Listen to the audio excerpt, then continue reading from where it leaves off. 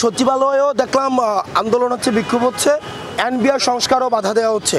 দেখেন, আমরা আপনাদেরকে বলতে চাই, যখন 5ই আগস্টের জুলাই গণঅভ্যুত্থান চলছিল, আপনারা কিন্তু কালো ব্যাজ ধারণ করে শেখ হাসিনাকে সমর্থন জানিয়ে আপনারা হচ্ছেন অফিস করেছেন।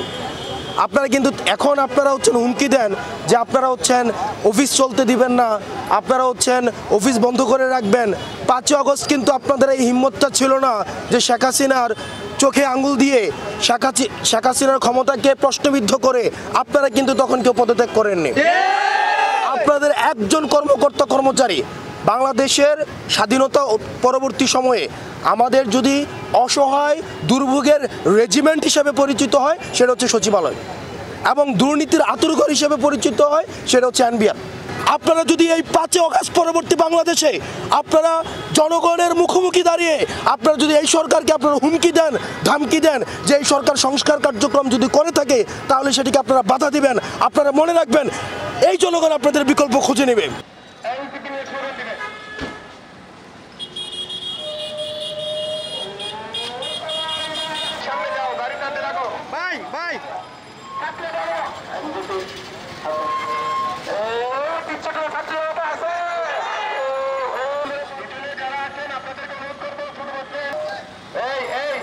সামনে যাও, সামনে যাও।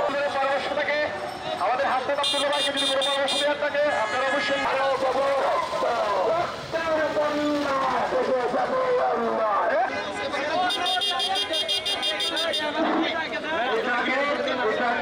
জাতীয় নাগরিক পার্টির কেন্দ্রীয় নেতৃবৃন্দ দ্বারা এই ট্রাকে